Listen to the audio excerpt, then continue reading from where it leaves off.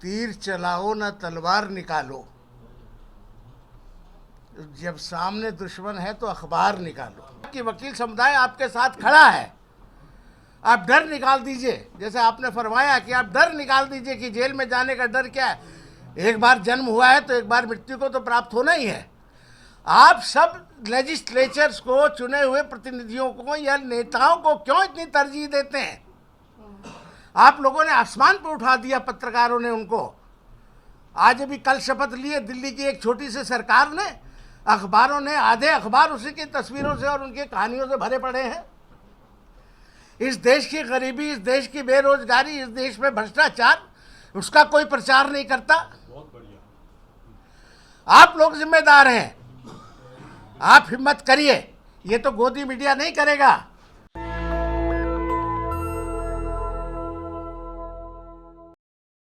और supreme court के advocate next programme में वो सारे के सारे दिखाई देंगे। इस देश में एक मैसेज जाएगा कि कहीं भी,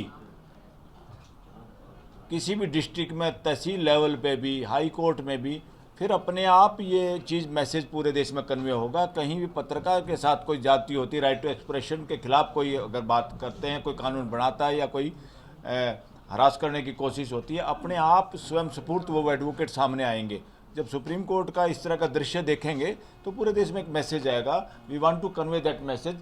अब भाटी जी हैं, डॉक्टर भाटी भी अपनी बात, अपने विचार रखेंगे शॉर्ट में, क्योंकि बुजुर्ग आदमी हैं। बुजुर्ग आदमी तो पूरी कथा कहानी को 2 लाइनों में बता देते हैं, ठीक है ना। और सारे प्रबुद्ध हमारे पत्रकार वीरों, सबसे पहले तो बधाई देना चाहता हूं मलिक साहब को कि आपके समूह को, सबको एकत्रित करके एक इन्होंने ये संगोष्ठी रखी। पत्रकारों का हमने बचपन में पढ़ा था, तीर चलाओ न तलवार निकालो, जब सामने दुश्मन है तो अखबार निकालो, जब सामने दुश्मन है तो अखबार निकालो। आज का प्रिंट मीडिया, जिसको आप सब गोदी, अखबार निकालो, हाँ जी, तो वो सामने तो अखबार। मैं ये कहना चाह रहा हूँ कि आज का प्रिंट मीडिया गोदी मीडिया की संज्ञा से जाना जा रहा है। एक सज्जन अभी बोल गए थे कि भाई तीनों संविधान के जो तीनों अंग हैं, लेजिस्लेचर ले लीजिए, एग्जीक्यूटिव ले लीजिए और जुडिशरी ले लीजिए, वो एक थाली में सब चटोरापन दिख रहा है और उसके बाद झूठन के लिए पत्रकार इंतजार कर रहा है। इस दुर्दशा के लिए हम कौन जिम्मेदार बने? आप लोग, मैं बहादुर कहता हूं, आपको वीर कहता हूं, बिना किसी प्रोटेक्शन के, बिना किसी लॉ के, आप लोग जो अपनी बातों को, समाज की बातों को, और जो यहाँ पर अत्याचार और गैर कानूनी काम हो रहे हैं उसके विरुद्ध आप एक आंदोलन चला रहे हैं। अभी आपने देखा पीछे में, ये मैं कहना चाहता हूँ कि एडवोकेट्स का फ्रीडम स्पीच की आपने गौतम साहब ने बात की। संविधान ने एक अधिकार दिया है 19(2) के अंतर्गत आर्टिकल के, कि भाई आपको वाणी की स्वतंत्रता है। और जब वकीलों की स्वतंत्रता का हनन करने का प्रयास सरकार ने किया तो मुंह की खानी पड़ी।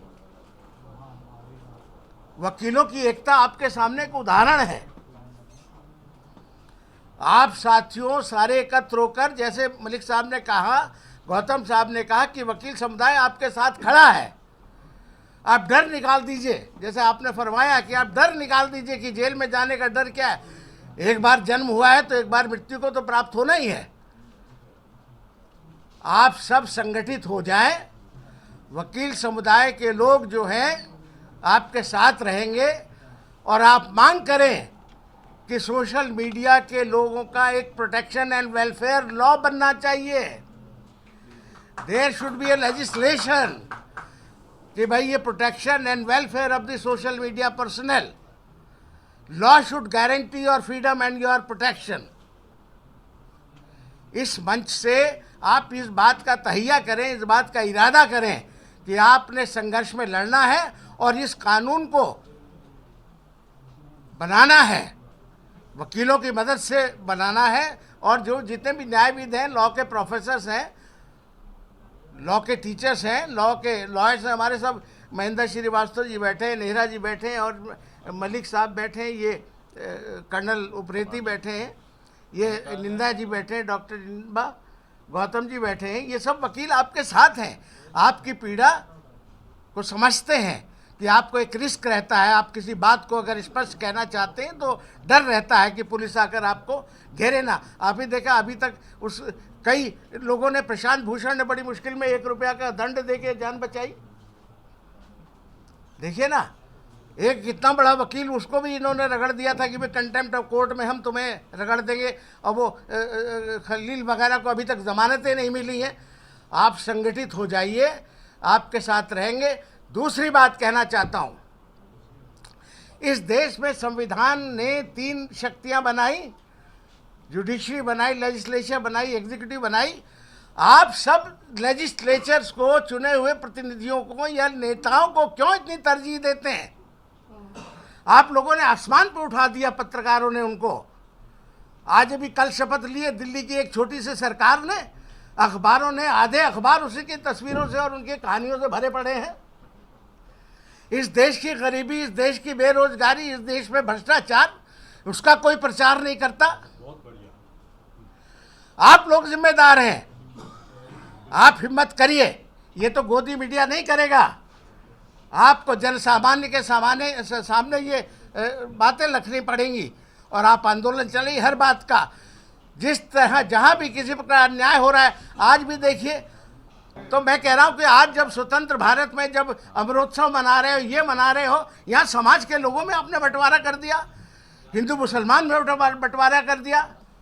मैं इस बात को जोर देना चाह रहा हूँ, आपकी जिम्मेदारी आयद करना चाह रहा हूँ कि आप इन समस्याओं को, देश की जो भी समस्याएं हैं, सामाजिक समस्याएं हैं, आर्थिक समस्याएं हैं, न्याय से संबंधित समस्याएं हैं, इन सबको उठाइए। हम लोग आपके साथ रहेंगे।